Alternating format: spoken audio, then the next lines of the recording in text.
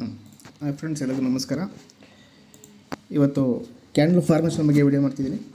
ಇಲ್ಲಿ ಕಾಣ್ತಿದೆಯಲ್ವಾ, green candle ಮತ್ತು red candle, ಅದು ಯಾವ ಥರ ಫಾರ್ಮೇಷನ್ ಆಗುತ್ತೆ, ಎಲ್ಲಿ ಕ್ಲೋಸಿಂಗ್ ಕೊಡುತ್ತೆ, ಐ ಮಾಡಿ ಎಲ್ಲಿ ಕ್ಲೋಸ್ ಮಾಡಿ ಯಾವುದು ಲೋ ಮಾಡುತ್ತೆ, ಅದ್ರ ಬಗ್ಗೆ ಇವತ್ತು ವಿಡಿಯೋ ಮಾಡ್ತಿದ್ದೀನಿ. ಇನ್ನೇನು ಸಿಂಪಲಾಗಿ ಹೇಳ, ಇಲ್ಲಿ ಓಪನ್ ಆಗುತ್ತಲ್ವಾ, ಪ್ರೆಸೆಂಟ್ ಇಲ್ಲಿ ಓಪನ್ ಆಗುತ್ತೆ ಅಂತ ಅಂದ್ಕೊಳ್ಳಿ. ಮೇಲ್ಗಡೆಗೆ ಹೋದರೆ ಗ್ರೀನ್ ಕ್ಯಾಂಡಲ್ ಆಗುತ್ತೆ, ಏನಾಗುತ್ತೆ, ಬುಲ್ಲಿಶ್ ಕ್ಯಾಂಡಲ್ ಆಗುತ್ತೆ. ಅದೇನಾದರೂ ಓಪನ್ ಆಗಿ ಜಾಗದಿಂದ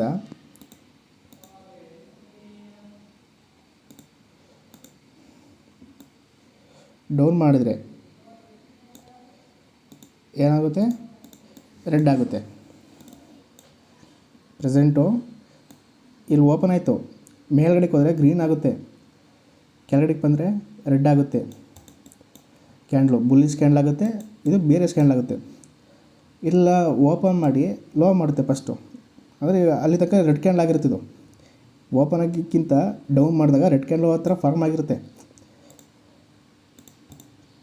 ಆಯಿತಾ. ರೆಡ್ ಕ್ಯಾಂಡಲ್ ಹತ್ರ ಇರ್ತದೆ. ಸಡನ್ನಾಗಿ ಏನಾಗುತ್ತೆ, ಗ್ರೀನ್ ಕ್ಯಾಂಡಲ್ ಫಾರ್ಮ್ ಆಗುತ್ತೆ. ಅವಾಗ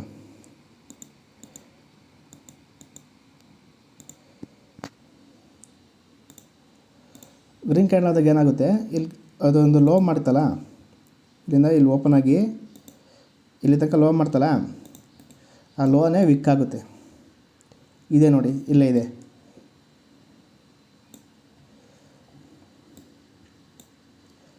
ಇದೀತಲ್ಲ, ಈ ಲೋ ಇಲ್ಲಿಂದ ಓಪನ್ ಆಯಿತು ಮಾರ್ಕೆಟ್. ಇದು ಈ ಕ್ಯಾಂಡ್ಲು ಇಲ್ಲಿಂದ ಓಪನ್ ಆಯಿತು. ಓಪನ್ ಆಗಿದ ತಕ್ಷಣ ಏನು ಮಾಡುತ್ತೆ, ಲೋ ಮಾಡುತ್ತೆ.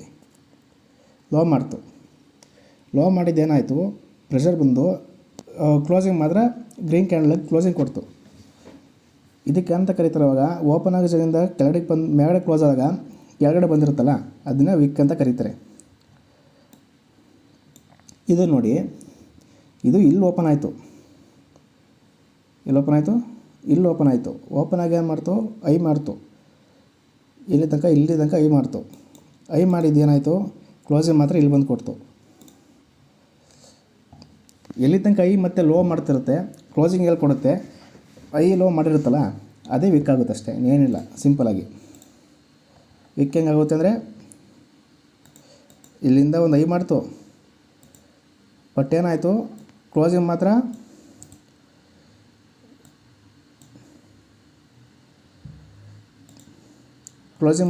ಇಲ್ಲಿ ಬಂದು ಮಾಡ್ತು. ಅದೇನಾಗುತ್ತೆ, ಅಲ್ಲಿ ತನಕ ಇಲ್ಲಿ ಮಾಡಿರುತ್ತಲ್ಲ,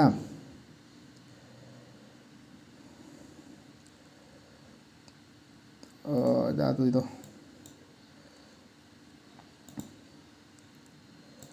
ಇಲ್ಲಿ ತನಕ ಏನು ಮಾಡುತ್ತೆ, ವಿಕ್ ಆಗುತ್ತದು.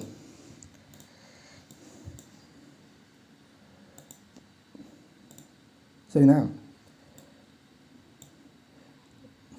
ಓಪನ್ನು ಕ್ಲೋಸಿಂಗ್ ಹಿಂಗೆ, ಇಲ್ಲಿಂದ ಓಪನ್ ಆಯ್ತು, ಫಸ್ಟು ಓಪನ್ ಮಾಡಿ ಐ ಮಾಡ್ತು, ಐ ಕ್ಲೋಸಿಂಗ್ ಮಾತ್ರ ಇಲ್ಲಿ ಕೊಡ್ತು. ಈ ಉಳಿದಿರೋ ಜಾಗನೇ ವಿಕ್ಕು. ಒಂದು ಐಡಿಯಾ ಬಂತಾ?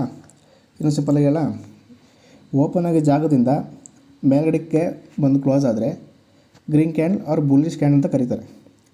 ಓಪನ್ ಆಗಿ ಜಾಗದಿಂದ ಡೌನ್ ಬಂದರೆ ಅದು ಬೇರೆ ಕ್ಯಾಂಡಲ್ ಆಗುತ್ತೆ. ವಿಕ್ ಹಂಗೆ ಫಾರ್ಮ್ ಆಗ್ತದೆ, ಗೊತ್ತಲ್ವ. ಓಪನ್ ಆಯ್ತಲ್ಲ, ಫಸ್ಟು ಸ್ಟಾರ್ಟಿಂಗು ಓಪನ್ ಆಗಿ ಲೋ ಮಾಡ್ತು, ಅದೇ ಕ್ಯಾಂಡಲ್ ಲೋ ಮಾಡಿ ಕ್ಲೋಸಿಂಗ್ ಮಾತ್ರ ಮೇಲ್ಗಡೆ ಕೊಡ್ತು. ಆ ಲೋ ಮಾಡಿತ್ತಲ್ಲ ಓಪನ್ ಆಗಿ ಜಾಗದಿಂದ, ಅದನ್ನು ವಿಕ್ ಅಂತ ಕರೀತಾರೆ. ಮಾರ್ಕೆಟಲ್ಲಿ ಇಲ್ಲಿ ಓಪನ್ ಆಗುತ್ತೆ, ಕ್ಲೋಸಿಂಗು ಇಲ್ಲಿ ಕೊಡುತ್ತೆ, ಲೋನ ಇದು ಮಾಡುತ್ತೆ.